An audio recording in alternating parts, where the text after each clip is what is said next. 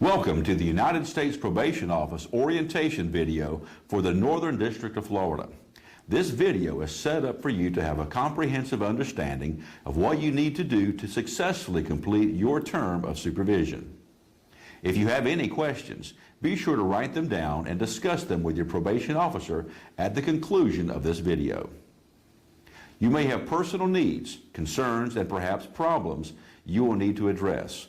We are here to assist you with those needs. While on supervision, we expect you to adhere to the conditions of supervision. We also expect that you want to become a positive, contributing member of your community. In return, you should expect our probation officers to conduct themselves professionally and respectfully when they interact with you. This video will be broken down into 3 sections. Section 1 will help you make day-to-day operations and communications with your officer flow more smoothly. Section 2 consists of the standard conditions of supervision, and Section 3 consists of some, but not all, of the special conditions. This packet includes a copy of the offender information sheet and a sample monthly supervision report, which will be explained later. Upon completion of the video presentation, your officer will provide you with additional information that will include, at a minimum, your judgment and commitment order, a business card, emergency contact information, 6 monthly supervision reports, and various waivers that are needed in your particular case.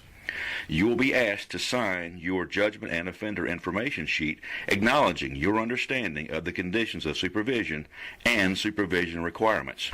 You will also sign acknowledging that you have participated in the new offender orientation program. When visiting a United States courthouse, please bring a copy of your picture ID, such as a driver's license or state ID issued by the Department of Highway Safety and Motor Vehicles. If you do not have an ID, the United States Marshal Service will not allow you to enter the building. If you need assistance in obtaining an ID, please speak to your officer. When entering the United States Courthouse, you will not be allowed to enter if you are in possession of any type of electronics, such as a cell phone, PDA, or iPod. Bringing weapons of any sort will not only stop you from entering the courthouse, but may also result in new criminal charges as well as violation of your current term of supervision. Please take note, some United States probation offices are located inside the federal courthouse. United States probation offices across the district are open Monday through Friday. Hours of operation do vary based upon office location. Remember, some offices use Eastern Standard Time, while others, west of Tallahassee, use Central Standard Time. The United States Courthouse is closed on all federal holidays. Offenders typically should not report to the United States Probation Office without an appointment. Please contact your officer and set up an appointment prior to reporting. Chances are your officer may not be at the office or may not be able to speak with you. However, if you have an emergency or other issue that requires assistance, do not hesitate to report in person to the office. Each office in the Northern District of Florida has a duty officer. A duty officer handles all calls and situations in the absence of your officer. In many instances, the duty officer may not be able to assist you with your request because he or she is not aware of the circumstances of your case or history of supervision. For this reason, it is recommended that you make every effort to contact your officer as early as possible when circumstances arise. You may also contact the office supervisor when needed. Your officer will provide you with a business card that will include his office telephone number, cell phone number, and email address. Use discretion when contacting your officer outside regular business hours. If it is not an emergency, please wait to contact your officer during more conventional hours. You also have the option of leaving a detailed message on your officer's voicemail. Your officer will return your call when available. All United States probation officers have an email account to better assist you with your needs. While it is not necessary to communicate with your officer via email, you may find that it is much easier to remain in direct contact with your officer. Offenders are encouraged to speak with their officer regarding the best means of communication. The Probation Office for the Northern District of Florida has implemented a Continuity of Operations Plan, or COOP. Your probation officer will provide you with contact telephone numbers in the event of a local evacuation or emergency. You are required to make telephone contact with the nearest probation office within 72 hours of your evacuation. Should you evacuate out of state or cannot reach a probation office in the Northern District of Florida, additional contact numbers are provided for nearby districts. Additional information concerning emergency procedures is explained in the Offender Information Sheet, which will be provided to you by your office. The Second Chance Act of 2007 was signed into law on April 9, 2008. The purpose of the Act is to assist individuals under supervision of the United States Probation Office with emergency services and transitional services. For specific eligibility requirements and individual needs, speak with your probation officer. Florida law deprives convicted felons of certain civil rights, to include the opportunity to vote, serve on a jury, hold public office, and receive some professional licenses. Upon final expiration of supervision, you may apply for restoration of your civil rights in the state of Florida. For details concerning restoration of civil rights, please refer to the Offender Information Sheet located in your orientation packet. The Defendant Offender Workforce Development Program is designed to assist defendants and offenders in identifying available local resources. In addition to employment, social service programs are available in each community, specializing in job training, education, and a variety of need-based programs. Based upon your specific situation, your probation officer will assist you in identifying community programs and make appropriate referrals. A list of resources is available from your officer upon request. If you have been convicted of a drug offense or crime of violence, you must follow the provisions of the notification requirement. This means you must notify your probation officer at least 10 days prior to any move or change of residence. Additionally, some jurisdictions require persons convicted of a felony to register locally with law enforcement.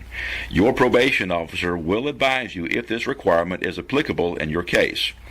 If instructed to do so by your officer, you must complete criminal registration with your local law enforcement agency.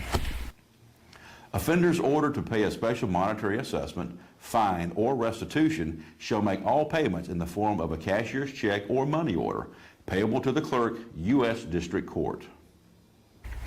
Payments shall be mailed to 111 North Adams Street, Suite 322, Tallahassee, Florida 32301. Payments can be made in person at the above noted location in the form of cash, exact change required, or using a credit card or debit card. However, the card must be in your own name. We will now move to the second section of the new offender orientation program.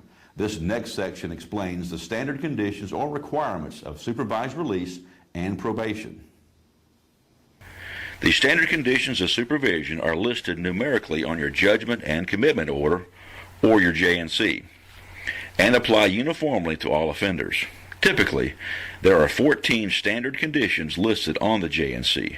The conditions are as follows. Condition number 1, you shall not leave the Northern District of Florida without the permission of the court or the probation officer. You may not leave the Northern District of Florida without specific permission from the probation officer. Any travel outside the district requires advance permission. Exceptions may be made for emergencies such as serious family illness or death. A map of the Northern District of Florida can be located in the Offender Information Sheet provided to you. Unless otherwise instructed by your probation officer, you may travel within the counties in the shaded portion of the map without special permission. However, overnight travel should be reported to your probation officer. All other travel requests within the continental United States should be made at least 1 week in advance. There are travel restrictions in certain areas of the United States. Therefore, it is suggested that any travel should be discussed well in advance with your probation officer. Remember, travel may be denied at the discretion of your probation officer. All international travel must be approved by the court or by the U.S. Parole Commission. Approval from the country to which you wish to travel may also be required. The request must be submitted at least 6 weeks in advance. Please note you will generally not be allowed to travel outside of the district during the first 60 days of supervision. However, special circumstances, such as employment travel needs, should be discussed with your officer. Should travel be approved, you are required to contact your probation officer or the probation office within 24 hours of your return. Condition number 2, you shall report to the probation officer as directed by the court or probation officer and shall submit a truthful and complete report within the first 5 days of each month. You must report to your probation officer as directed. You must keep appointments with your probation officer, and you must make yourself available for meetings with your probation officer. You will be provided a supply of monthly supervision reports, MSRs. These reports may be submitted in person at the probation office or mailed at the discretion of your officer. This report must be submitted on or between the 1st and the 5th of each month. Failure to do so may result in the requirement to personally hand-deliver the report to your officer each month. Multiple instances of noncompliance may result in court action. The report must be fully completed and all information must be accurate and truthful. Do not leave any sections of the report blank. Place none or NA when appropriate. You must sign the report acknowledging that the information is complete, correct, and truthful. Your probation officer will closely review these reports. You must attach your statement of earnings/pay stubs to the report each month along with any additional documentation that the report or the probation officer asks for, such as copies of tickets, summons, or other court documents. Placing information in the report does not release you from your responsibility of reporting information verbally, such as an arrest or change in residence or employment, as required. A sample monthly supervision report is included in this packet for your review. Your officer may enroll you in the electronic reporting system. This system allows you to electronically submit your monthly report to your officer via email. Your officer will advise you if you meet the criteria to participate in the program. Warning: providing false information on the monthly supervision report could result in revocation of your supervision and the possibility of an indictment for false statements, which could lead to new conviction. Condition number 3, you shall answer truthfully all inquiries by the probation officer and follow the instructions of the probation officer. The probation officer is responsible for maintaining a thorough knowledge of your current status and situation. You are required to answer all questions truthfully. The probation officer will verify the information you provide through outside sources. It is important to understand that this is a broad and comprehensive condition. Your probation officer may instruct you on a variety of issues. These instructions are for your welfare and are related to the compliance with your conditions. Condition number 4, you shall support your dependents and meet other family responsibilities. You are responsible for supporting all of your dependents. If you have been ordered to pay child support, your probation officer will require you to provide verification each month that you made the payment. Attach a copy of your child support payment to the monthly supervision report. If you're having difficulty with maintaining your child support obligations, notify your probation officer immediately. Condition number 5, you shall work regularly at a lawful occupation unless excused by your probation officer for schooling, training, or other acceptable reasons. A lawful occupation should include payment by check, deductions for federal and state taxes, and deductions for Social Security taxes if appropriate. Be advised that if you are self-employed, you are required to file quarterly statement of earnings and submit payments to the Internal Revenue Service. The probation officer may periodically contact you at your place of employment in order to verify employment. The probation officer, at his or her discretion, may instruct you to provide a copy of your most recent federal income tax return in order to verify your employment and income. Please note, self-employment is allowed only on an individually approved basis. Condition number 6, you shall notify your probation officer 10 days prior to any change in residence or employment. The probation officer may verify the reason for termination of employment. Any job changes should be discussed with your probation officer prior to making the change. You should not quit your job unless you have been offered another job. Condition number 7, the defendant shall refrain from excessive use of alcohol and shall not purchase, possess, use, distribute, or administer any narcotic or other controlled substance or other paraphernalia related to any such substances except as prescribed by a physician. The probation officer may instruct you to submit to your analysis testing and/or breathalyzer testing at any time. Please note, it is mandatory revocation for failing to comply with drug testing as directed by your officer. No narcotic substances or paraphernalia, unless prescribed by a physician, should be taken or possessed by any person under supervision. The use of non-prescribed medication which results in a positive urinalysis will result in notification to the court or the parole commission for further action. Be sure to supply your probation officer with information on all of the prescription medications that you take. Excessive use of alcohol refers to any use of alcohol that adversely affects your employment, your relationships, or your ability to comply with the conditions of supervision. Please take note, in the state of Florida, it is a misdemeanor to willfully attempt to defraud or tamper with a urine test designed to detect the presence of controlled substances pursuant to Florida State Statute 817565, urine testing fraudulent practices. Condition number 8, you shall not frequent places where controlled substances are illegally sold, distributed, or administered. Stay away from places and situations where illegal activity is occurring. This means that you should use good judgment and common sense about the places you frequent. Simply being in the presence of an individual possessing or using a controlled substance is a violation of this condition. Condition number 9, you shall not associate with any persons engaged in criminal activity and shall not associate with any person convicted of a felony unless granted permission to do so by the probation officer. Association is defined as any planned, prolonged, or repeated personal, telephonic, or written contact with a person having a felony record or engaging in criminal activity. Incidental contact is not considered association. In the event you have contact with a person having a felony record, you'll have to report this on your monthly supervision report. If you are sought out or specifically approached by a known felon, immediately contact your probation officer. Incidental contact on a job site is not considered criminal association. Association with any convicted family member must also be approved by the probation officer. Your officer has the discretion to grant permission for you to have contact with convicted felons on a case-by-case basis. Condition number 10, you shall permit the probation officer to contact you at any time at home or elsewhere and shall permit confiscation of any contraband observed in plain view by the probation officer. The probation officer will make unannounced contacts at your home, place of employment, your treatment provider, or elsewhere on a periodic basis. These contacts can take place at any time and may occur on weekends, evenings, or holidays. Failure to cooperate is a violation of your supervision. Contraband includes controlled substances, weapons, stolen items, or other illegal material.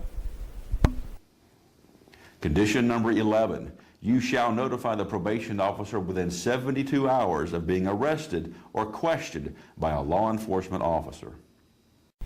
Any and all significant contact made with an officer who is working in the official capacity as a law enforcement officer must be reported to the probation officer within 72 hours and reported on the monthly supervision report.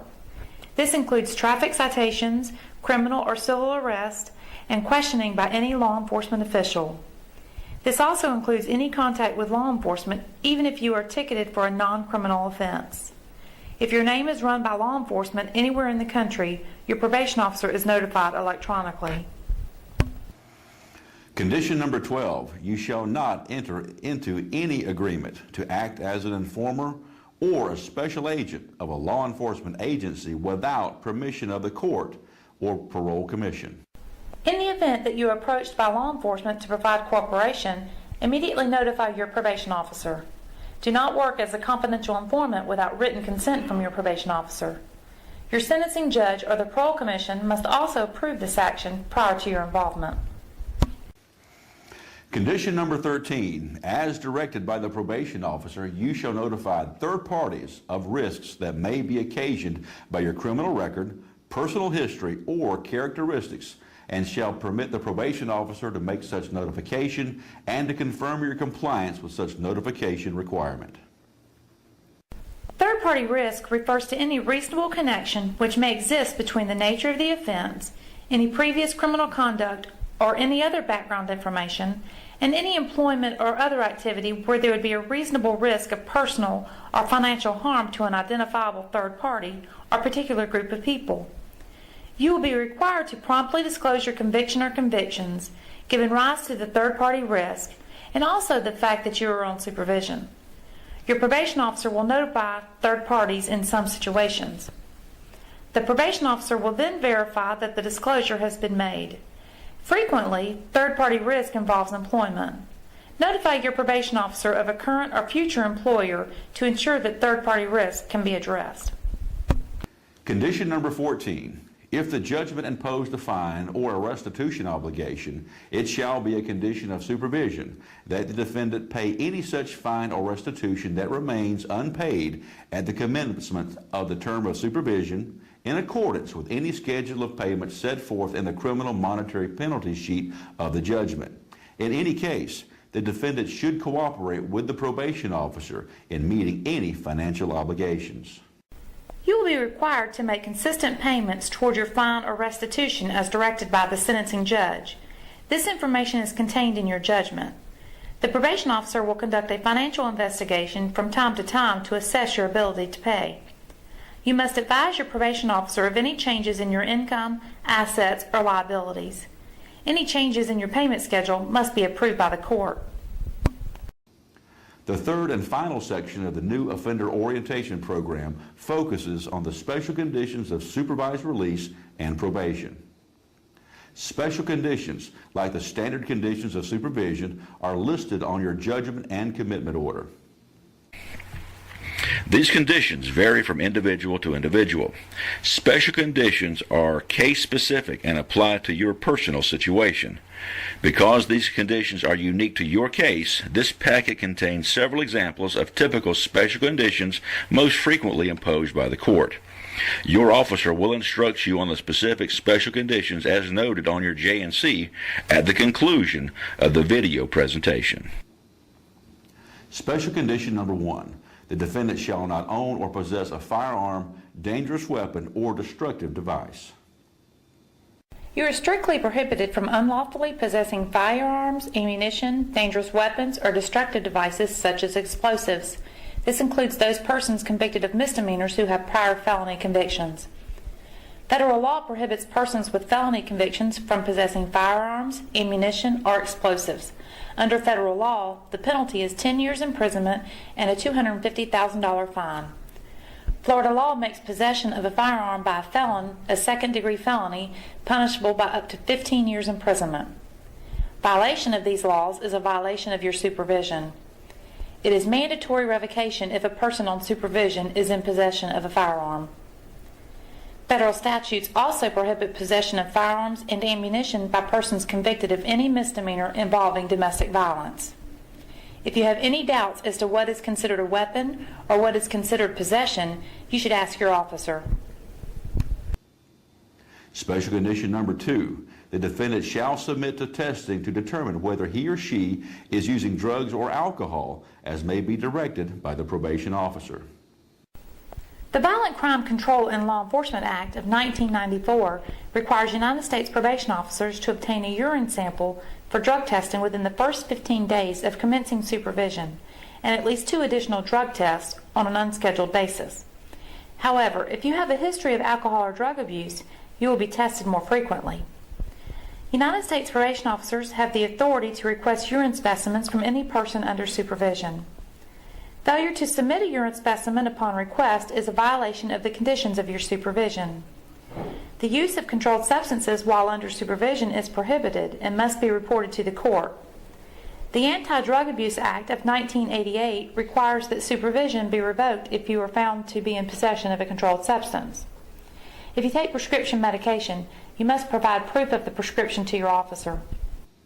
Special condition number 3. The defendant shall participate in a program of substance abuse treatment. Your officer will evaluate your current substance abuse treatment needs by reviewing your history of drug use and any treatment history. Your officer will also evaluate your participation in the in-house 500-hour drug abuse program, RDAP, in BOP, the 40-hour drug education program and transitional services. Your officer will administer a self-assessment tool to assess your need for treatment as well. Your officer will give you further directions as to the substance abuse treatment referrals and counseling appointments. Special condition number 4, the defendant shall participate in a program of mental health treatment. Your officer will give you further directions as to mental health treatment referrals and counseling appointments.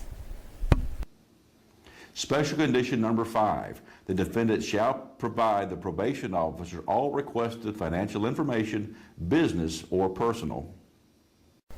You must note all income received, bank account information, and expenditures over $500 on your monthly report. Your probation officer may also need to access your credit report during your supervision to ensure you are not incurring more debt when you have an active fine or restitution payment. You must, upon request of your officer, document all sources of income. Special condition number 6, the defendant shall cooperate with the probation department and/or the appropriate state agency in the establishment and enforcement of child support payments and shall make all required child support payments. You are responsible for supporting all of your dependents. Your officer may require you to provide documentation verifying you are meeting your court-ordered obligations. Special condition number 7, collection of DNA. On October 30th, 2004, Congress passed the Justice for All Act of 2004, Public Law number 108-405, which amends 42 United States Code Section 14135A-D1 and 10 United States Code Section 1565D to expand the list of qualifying federal and military offenses that require DNA collection. The amendment includes a mandatory condition requiring all persons convicted of any federal felony offense to submit to DNA collection. This DNA collection consists of a blood sample and fingerprints. If you are being released from BOP, you may have previously provided a DNA sample.